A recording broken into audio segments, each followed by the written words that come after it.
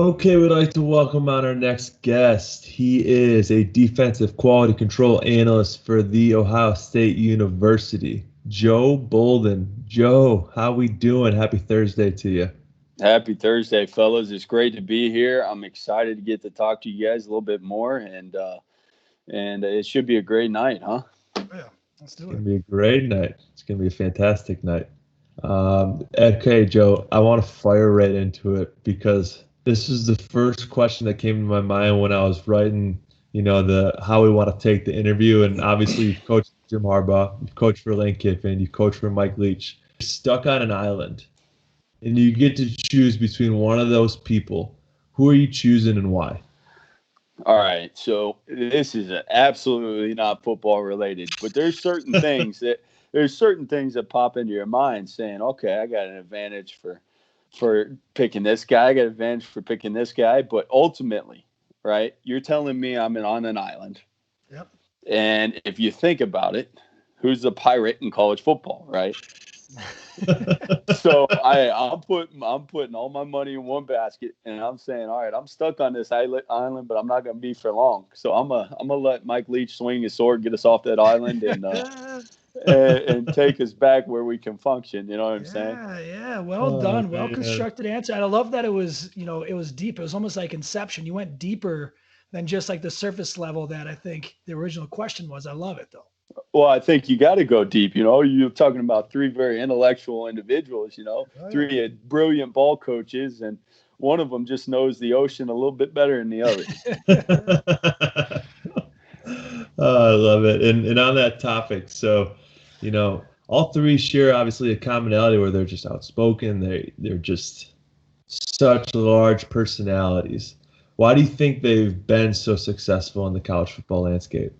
I think it's because they are who they are, and that may sound kind of ridiculous in some ways, but you get Jim Harbaugh, and you get people that ridicule him, and he's a great football coach. He won 10 games at that university, and that's successful.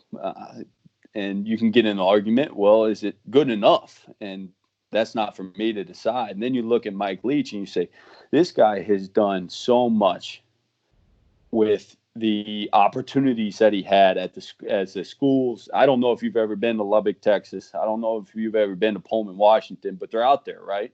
Yeah, And they're out there. you're recruiting a specific type of kid, and I think that's the biggest advantage that he's had. And then, working for Lane, Coach Kiffin down at FAU, it was a short stint, but in that short time, it was interesting to see how he operates and how he manages the players and interacts with the coaches. And it's just been three different crazy, wild, just styles. And then, I had the opportunity this past season to work with Clay Helton at USC, and Yeah. that in itself, he has his own leadership style, and they've all been different, and they've all been unique.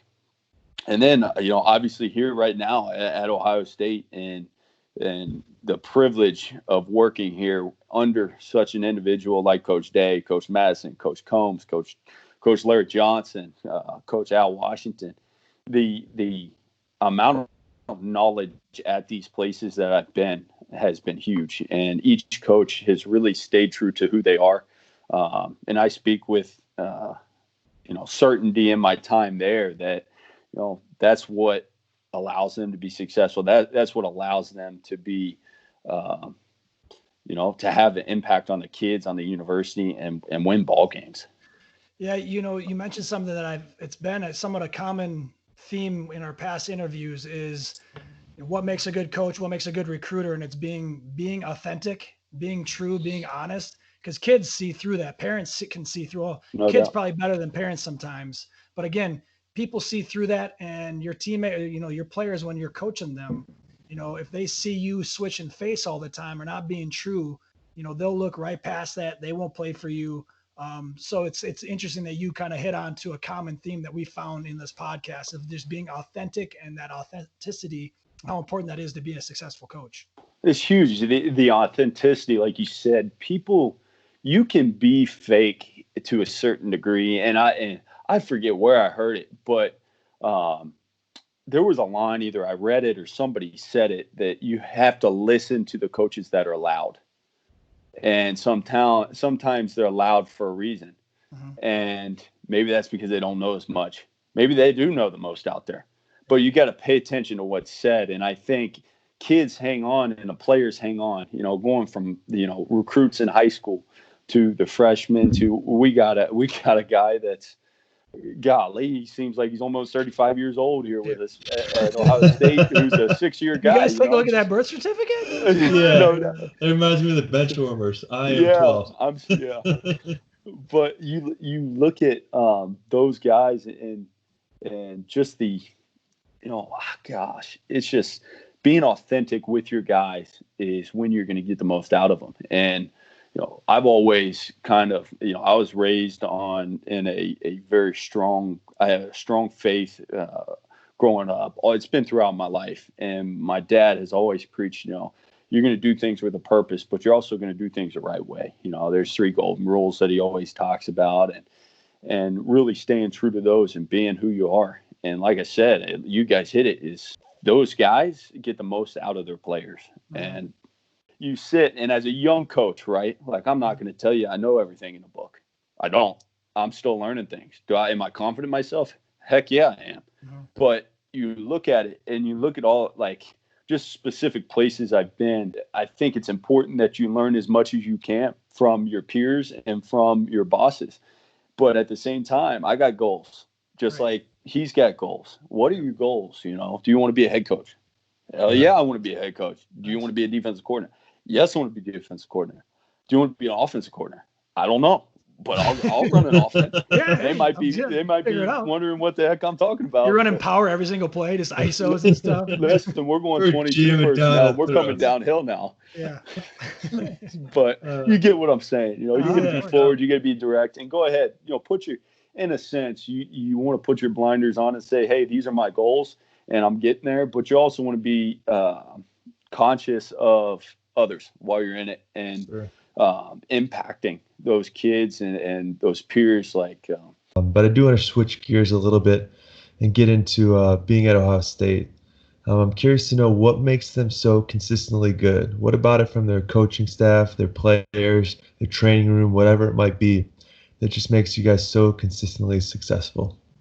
I think, without going into too much detail, don't give away the secret. Don't give away the secret. Look, the secret sauce is staying in the building. You know what I'm saying, in the Woody Hayes Center, and that's where it needs to be. That's where it's going to stay. But like I said, it's people, it's mindsets, it's being able to get stuff done, and everybody does it differently. Mike Leach runs 10 personnel, 20 personnel, and we're going to sling it in a 4-minute situation. May drive some D coordinators nuts, may not, but that's who he is. And like I said earlier, he's authentic, and guess what that's done for him, and it's being purposeful in everything you do. And I'm just kind of leave it at that and let that eat and let people wonder and try to go ahead, keep trying to figure it out. I'm gonna dive into it a little more regardless. So you can try. You're gonna Oprah Winfrey it's about having You say about having a purpose, like ensuring that each player is coming in with a mindset. They come in and they know. But from a coaching perspective, without giving away the secret sauce, what are some things that the coaches really emphasize or push on the players to have that mindset and maintain it without having to have a coach pushing it on them consistently? Gosh, I mean, just like any adult that's got a responsibility, you got some accountability. You know what I'm saying? And the culture is strong. I'm gonna leave it at that. The culture is strong. And not to put words in your mouth, but no, again, it's it's the players you recruit, it's the culture you have in place. It's making sure that, yes, this kid may be a 5-star or whatever it is, but if he's not going to fit into the culture, he's not going to fit into the program, you go find another one. Now, again, being at Ohio State, that helps, right? Because it's a top tier program year in and year out. So you have that, you can get into doors, but you also are looking for those kids that fit that model, that mindset, that attitude, that when they come in, they're going to be professional, they're going to fit in. And then you also have a coaching staff and a whole entire program that lives that lifestyle, lives that mentality. A rising tide lifts all ships. So I think I mean, there's no secret sauce, but it's amazing to see when it happens at such a high level. It's very respectable because I think we all know it's not easy. Yeah, and I think kind of what you said earlier, Adam, is and it's funny because my uncle's a high school coach down in Cincinnati. He was at Coleraine after Kerry Combs had left and gone to Cincinnati, and then just this last year was his first year at a school called Lakota West. And he always, I mean, he's like, you got to be wired different. You're wired different. You play for me, you're wired different. You know what I'm saying? And it's funny because each individual is their respective person. And you are who you are. Adam, you're Adam. Yep. Steve, you're Steve. I'm Joe. You know, but like I said, being authentic, but you're wired different. You're gonna go out and say you run a mile. Your form is not going to be the exact as Steve's form. It's not going to be as like you are unique in your own ways. But damn, I'm going to get to that point A to point B, and it's the wiring, the mindset, the culture. That is so important, just in everybody. Yeah, and you can't let it slip, right? For a program, you can't. You know, that's the tough thing is you're going to have your moments just like any family, right? So you keep that in house, you protect the family, which I respect and I understand completely. But it's also like, you know, you have to hold people accountable. And I think accountability is huge. And when it's player led, that's when you start seeing teams have success. When it's coaches led, you can have success, but it's hard to maintain. It's not sustainable. It's more like a flash in the pan. You know, and you have a good program when it's players led. And it seems like, you know, year in and year out, you know, that program just has a way of raising up that expectation for everybody that comes a part of it. And now, you know, you being a part of it, to be there, you know, what an awesome opportunity for you as a young coach to experience this at such a high level. It's such a wonderful program to see this winning mentality that you can add that little tool to your tool belt for your future. I mean, you're a very lucky young coach. There's no doubt. And I mean, just like I said, I mentioned really, you know, part of the defensive staff without, you know, Coach Wash, Coach Matty, Coach Combs, Coach Barnes, Coach Johnson. The like I said, the football knowledge and really the life knowledge coming from everybody in that room is just such a special thing, you know. And that's not even looking at, you know, our offensive staff, Coach Wilson, Coach Alf, Coach Day, Coach Dennis. I mean, I could go on and on, you know, Coach Stud. It's the wealth of knowledge and the ability to communicate and just like everybody just operating for one purpose. Yeah, and to go off of that, you know, you mentioned Coach Madison a few times. What's that experience been like, and how have you seen yourself grow as a coach from coaching underneath him? Gosh, it's been awesome. You know, he's coached some absolute legends. I mean, when you look at Ray Lewis, Ed Reed, Terrell Sugg, I mean, come on.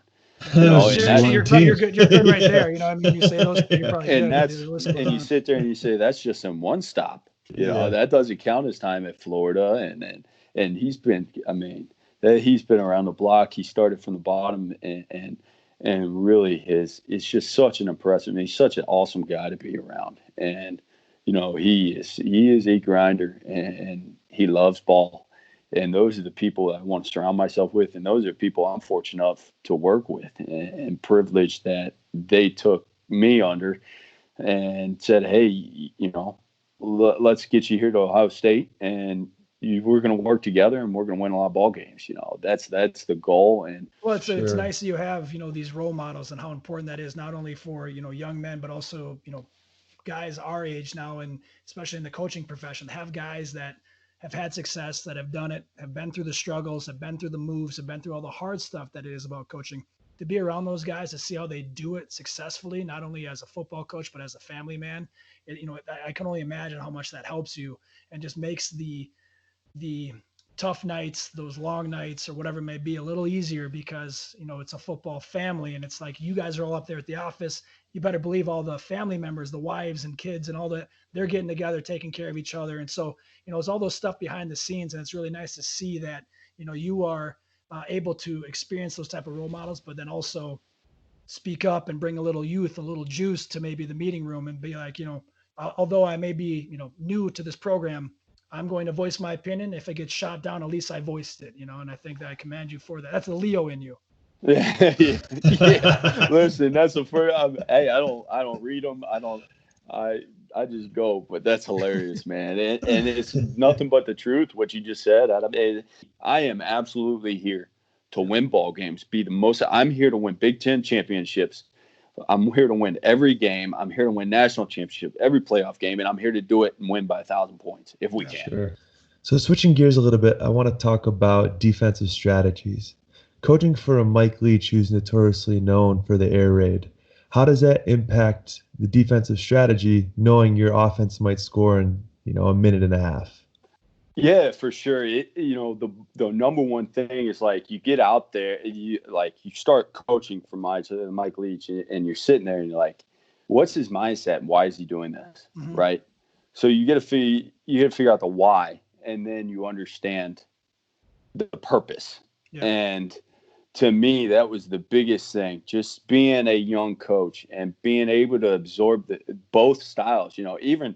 So I worked with special teams at USC and with Graham Harrell, who is an air raid guy who played quarterback for Mike Leach, and then John David Baker and Seth Dagu were all down there. And they're all like air raid guys, right? Seth played for Coach Leach, and you sit there and you say, okay, what is your thought process and why are you doing that?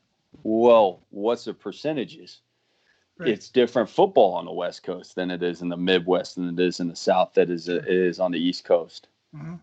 What is the difference and why are we doing these things in this situation, And sometimes, and I can't speak for here at Ohio State because I haven't even been through a full spring practice yet, you know what I'm saying? Yeah. So I'm sitting there and I'm saying, all right, what's the difference? And one, it's different athletes. Mm-hmm. Two, it's different styles. Yeah. Defensively, offensively, special teams wise. Sure. It's different mindsets.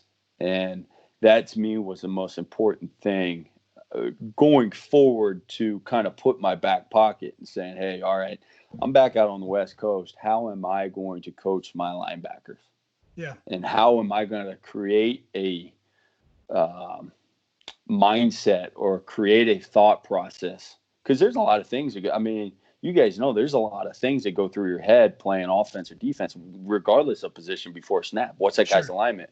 Which foot's back? What's the down and distance? How much time's in the game? What's the play clock? Can I time my blitz up? There's so many things that go on. It's like, all right, how can I create the biggest thing I took is how can I create a mindset based on where I'm at? Yeah. And how can I create that thought process to have my guys or the individuals that surround me, the coaches, or based on whatever position I'm in, how can I create a thought process to execute at the very highest level and separate ourselves from the rest in that area? How do you go about that? I guess, is that something where, it's just kind of like through trial and error? Is it something internally that just comes from you? Do you study? Are you reading, are you listening to podcasts? Are you reading leadership books? Are you, asking other coaches? How do you kind of, how are you molding that, or how are you creating that mindset, or how are you coming up with those ideas? Again, it's almost regional, and you're unique. Like I said, it goes back to being authentic. You are who you are. So what are we going to do with who you are, and how it's our job as coaches and in this industry across the United States to put those players, these young men, in the position to succeed. And if I'm not putting that individual in that position, or if I'm not helping him get to that position, whether it's in a classroom, whether it's, in life, am I not helping him be a better dad, or am I not helping him be a better teammate? Yeah. It's all about the development of the players. And that has been the single most impactful thing on my career, is just to see these individuals. There's a couple big time life events that college kids shouldn't have to go through. That when I was at Wazoo, we had an incident, and it was very sad. And fortunately, my heart goes out to the family, the players, the coaches, and stuff. Yeah. But those players should not have to go through that at such a young age. But you see who they are and how well, and really what college football means to those kids, and what your culture is, and how much those kids lean on one another. And every step of the way, it's everywhere I've been, is the players have been allowed to be themselves. And that's when you get the most out of those guys. Yep. And they're going to be productive in life. They're going to be, community outreach, whether it's with their family, whether it's going to see their great grandma, when they get a day off, when normal kids like in SC would, I'm going to the beach, it's all those things. And like I said, it's just the wiring of those kids and being able to understand who you're recruiting, who you have on your roster, and helping them in more than just football. You want to maximize the person. Yeah, and a follow-up to that is what's something that you look back and think, gosh, I wish 18-year-old Joe Bolden knew that, before he came into college? Yeah, I think the biggest thing is I kind of did it as a player, is to understand first your position, secondly your area, if that makes sense. So I'm gonna know Mike linebacker. I'm not gonna will linebacker. Then I'm gonna know my position group. Every position, what their responsibilities are on every single call. Then I'm going to know the front seven, and then I'm going to tie it all in together, right? And I think the most important thing you can do as a freshman coming into college, right, is really open. And guys learn differently. Guys learn in walkthrough. Guys learn in sitting down and just looking at pages or writing it down. And the biggest piece of advice I could give is that single thing. That, and then also there's a strength coach here in the Big Ten that was my strength coach when I played. He is awesome, and there's very few strength coaches I've been around who haven't been absolute elite individuals. Yeah. Mindsets, people in general, what they know, and I look at that guy, and I'm so thankful for the fact that he made me a tough guy. Yeah. You know what I'm saying?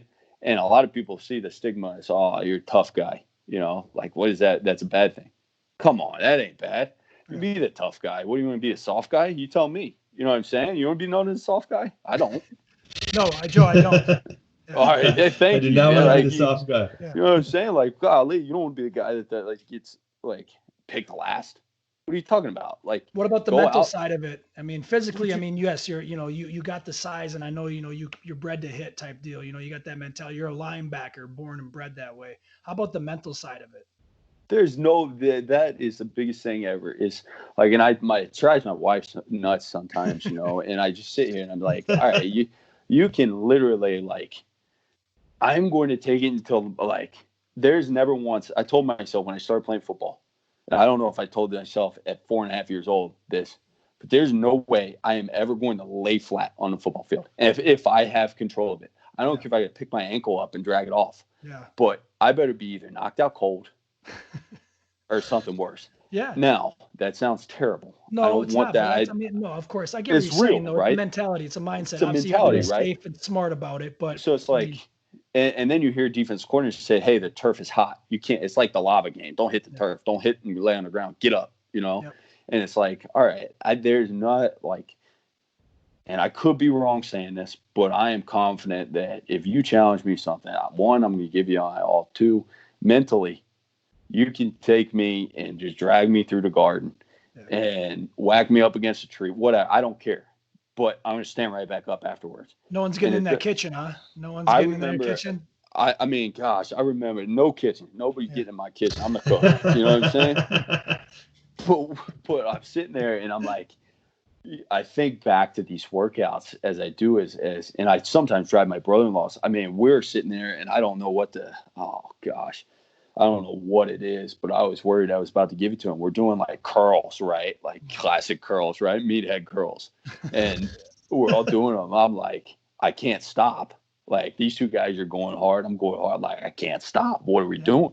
So we're all sitting at dinner later that night with my family, and we're all sitting there like trying to get our forks to our mouths. Like, your arms all locked up. Like, guys, what did we just do to one another? But at the same time, I remember specifically in college, like, we had those prowler sleds, and I don't know how familiar, but you put the strap on and you're bear crawling, right? Yeah. Your knees better not touch. And there were times we had plates on it. There's times we had plates and your other buddy on it. Yeah. And it's like, all right, first day, go ahead and crawl through the 60. We're like, holy, 60 yards. So the other 40, right? Like, holy smokes, that's a long way. Yeah. Well, long story short, we got guys crawling through the snow. We got guys crawling through the building. And it's all the mindset to say, once it burns, so like for us in that circumstance, once your legs burn, right, you're going to feel it. But it's not going to get worse. Yeah. So why not take yourself there and stay there and get comfortable there? Right. So I'm going to be comfortable. And it's cliche, but I'm going to be comfortable being uncomfortable. Right. So when you're tired and you can't break down that game that night, well, guess what? I already got it broken down. Yeah. And I've already watched it. So by the time you come in the next morning, I'm already ahead of you. Yeah. So it's like consistently, it's, going back to being a tough guy. It's physically, it's mentally, it's spiritually. And I know that sounds weird saying spiritually and tough, but listen, you got to stand ground in today's world. If you're a believer, you got to stand with your head high and strong in your faith. If you believe in certain things, stay true to yourself, be purposeful. Great mindset, man. That's you're staying truthful, and that's the biggest thing with everything that's going on. There's no doubt. Yeah. So a couple more questions, close things out, if that's okay with you. For sure. Getting into the X's and O's. I'm curious, obviously you played linebacker, you probably coaching linebacker, or even on the defensive side, anything. Is there, a big fundamental that you like to push on your players? Gosh, big fundamental. I mean, tackling such a big thing nowadays. I'm talking general. It doesn't matter where you're at. Do you think like form is being being taught better now? Because I know before there was the whole kind of mentality of naturally wrapping up, putting the face on the football, things like that. Like, is that getting down to the fundamentals? Is that kind of what you're talking about? Yes and no. It's there's so many different ways, and it's like so many different ways to tackle, right? And it's just like you can tell a kid, all right, ideally, what do you want? You want your head up, you want to hit on the rise, and you will put your same foot and same shoulder right through a guy's chest. Yep. You're going to wrap at the same time, come up and through and drive him up, right? Yep.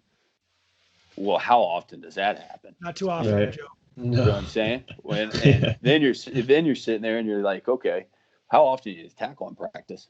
Do you wear pads all week? Sorry, are you fine with keeping pads on in practice, and maybe on Tuesdays or whatever the date is in college? I guess probably Tuesdays. That first full pad practice, you're kind of hitting and doing it throughout the season. You think that's important?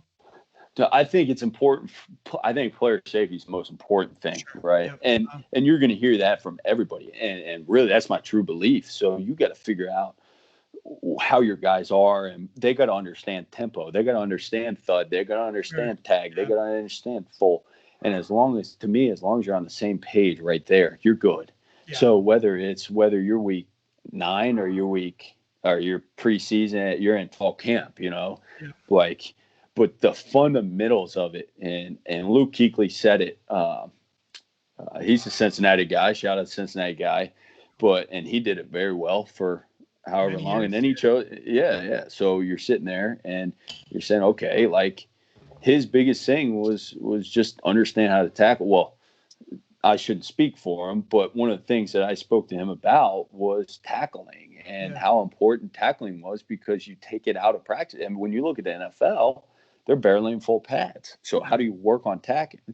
Body position, understanding that if it's a guy out on the edge, how am I going to hit him?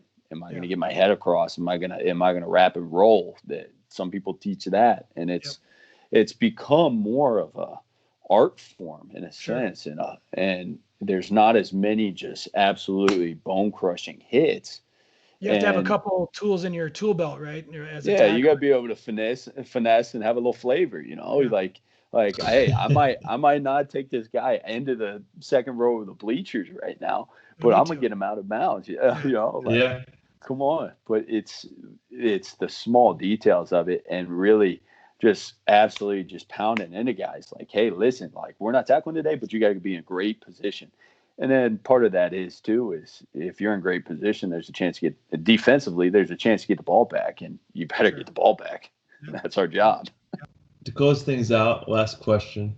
Was there a specific experience that you remember where you're like, I want to be a coach? I'll tell you what, I don't remember it at all, but I was 2 weeks old and I was at my first football game.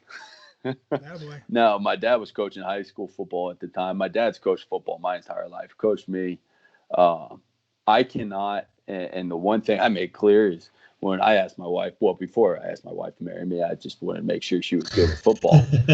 And Sure. and my whole family's football through and through. You know, my dad has played college football at Hanover College, a smaller Division III school. My uncle played at Wittenberg, which is also a Division III smaller school, but it's ball. And a coach I worked with at SC says, "Hey, it's a run fit lifestyle," and it's been a run fit lifestyle my whole life.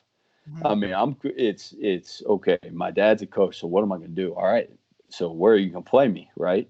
So I always teased my uncle. You know, growing up, he was a high school quarterback. Set every high school record you could imagine at my high school playing. My dad was the O lineman. He was a gritty guy, right, down in the trenches, clearing away. Yeah. So if it tells you anything, I weighed more my junior year of high school than he did playing college O line. A little bit different football, wasn't it? Yeah. little bit different, but you know, I think back and it's like, dang man, like I'm so thankful for my family, how I was raised, and those guys, like my dad especially, has really been a driving force to get me where I'm at. And I rely on him and my mom so much just for their input and stuff. And I don't know if he knows it, but and a lot of people don't notice it. And I catch flack because like, oh, you don't want to wear, like, especially at Wazoo, I show up to Wazoo and they're like, you don't want to wear the school. No, I don't. It's not about that. I wear all black for my dad. He's the reason I'm in coaching. He wears all. I've never. I shouldn't say never. It's been years since I've seen him in any other color in all black. Really? Wow. And he loved Johnny Cash. For that? He loves Johnny Cash. I love Johnny Cash. And but to I guess come back to answer your question. It's my family's so strong in the beliefs and so tough growing up, you know. Like I said, you know, my uncle was a high school quarterback. I always joke with him and tell him, hey, I wasn't a high school quarterback because I would have broke every one of your records. You know, I would have slung over. No, I couldn't tell you where I would have ended up where I did, but you know, it just growing up and being coached by my dad in Little League, and then all the way through until middle school where I was coached by a guy named Tommy Farmer, and he was just a gritty guy. And in middle school, it's like we practice on this field where you're likely to take one step and twist an ankle and then fall over, but we loved it, man. And the group of guys that I played Little League with, that I played middle school with, high school with, you know, there is a sense of love for the game, and it just has continued to grow. And then, you know, high school, I played for my uncle, and then in college, I got to play for you know, Coach Madison, which is awesome. Full circle. You know, it's crazy. It's been a wild ride. I mean, I've been in every corner of the country except the Northeast in a short period of time. And I'm working here at Ohio State. It's the biggest privilege I've had in my coaching career, just from the standpoint of working with these people at this place at this time, with this mindset, winning these games, and with a purpose that's bigger than me, and being able to learn and absorb everything and take it to the next level. You know, like everybody's got goals. I got my goals, but right now my goal is to win a Big Ten championship, to win every single game, and to win a national championship. Like I want a big old ring. I want a pair of, you know, gold pants. Like, let's go. And Joe, I don't hope you take this not the wrong way. This is me not a complete respect. Dude, you are a football guy. Yeah. I couldn't see you in a corporate America coming up there sitting by the water cooler, just be like, hey, you guys watched the game yesterday? It's like, dude, oh man, so you're in the you better watch spot. out. Hey man, I appreciate it. It's been good, man, and you know, I love just talking football, but I also like interacting with these kids. And something I do want to say is these kids, and I call them kids, and I use that term lightly. These players, these young men, have had such an impact on my life and have taught me so much in that short time that it has helped me grow as you know, a father, as a husband, as a ball coach, and really as a human being. You know, just being better, being a better person, being like, what are you going to do when I wake up in the morning? All right, what am I going to do to get my mind right for the day? You got to get your gear. Somebody, Steve, are you running a lot right now? You ran I was training for the Chicago Marathon. It just got canceled, but I'm running about every other day now. Well, you got to keep it up. You got to start running every day. I'm running every day, so let's go. I don't have the knees for it, brother. Let's hear some details. What kind of miles are we looking at here today? What are you doing? Are you talking me or Steve? No, you. I know what Steve does. Steve runs at suicide pace and runs like 7 miles. Like, that's ridiculous. Yeah. Well, I'm gonna throw you a bone there. I didn't know that, but I'm going like anywhere between 3 and 6 a day right now, and I'm not a runner now. Yeah. I am not a runner. You don't have a runner's body. No. Yeah, but here's comes back. You got to do something you don't like every day. So I'm like, all right, I don't like to run, but guess what? You better learn to love it, push that mind, or at least act like you love it. Yeah. Well, shoot, that's awesome, guys. I appreciate you having me on. It's been great, man. And I know it's taking a chunk out of your evening, but it's been a privilege, man. Dude, we're taking a chunk out of your evening. You're the one with the kid and another one on the way, so we appreciate your time. Appreciate you coming on. We're, like Webb said, you are just. I'm very intimidated by you. Don't be, man. Don't be. I'm a lover. I got a soft heart, but when I need to, I'll have a hard mindset, a tough guy mindset. You know what I'm saying? Well, please do not have that with me because I am very intimidated. Yeah, and Joe, really looking forward to seeing hopefully where this year takes you. Hopefully, we have a season, but regardless of that, you have a very bright future. Looking really forward to following your career and really seeing you do some special things in the game of football and helping young men, become better men and better people in the world. So thank you so much. Well, I appreciate that, man. And like I said, it's a blessing. I don't work any day in my life. It's fun. I go do what I love. So, and I love my wife because she lets me do what I love. Yeah, that's a big part of it, isn't it? One of the reasons, if she listens to this. Well, we appreciate it, man. So hope you have a great night. Hope you guys stay safe and wishing you the best, man. Oh, Joe, sorry, really quick. Recruits and even younger coaches, older coaches, they want to get a hold of you. Are you on social media? Do you have any handles, anything like that? Yeah, gosh, let me look real quick. It's really straightforward. I'm on Instagram. I think it's like Joe Bolden 7. That's throwing it all the way back to high school days. You know what I'm saying? So there, and then social media, I think it's just Coach Joe Bolden. And then, golly, don't hit me up on Facebook. I'm never on that thing. It's there, but I'm never on that thing. So, but yeah, shoot, Twitter, Instagram, hit me up. DM me. I'll try. I follow pretty much everybody that follows me. As long as you don't give me a reason. As long as you don't give me a reason not to follow you, I'm good. Love it. But appreciate you fellas, and man, it's been an honor. It's been great, man. Stay healthy, Joe. Man. Best of luck this season, brother. Best of luck to your family as well. Appreciate you guys. It's something I believe in. You light up the night, yeah. You light up the night. You got the sun in your eyes.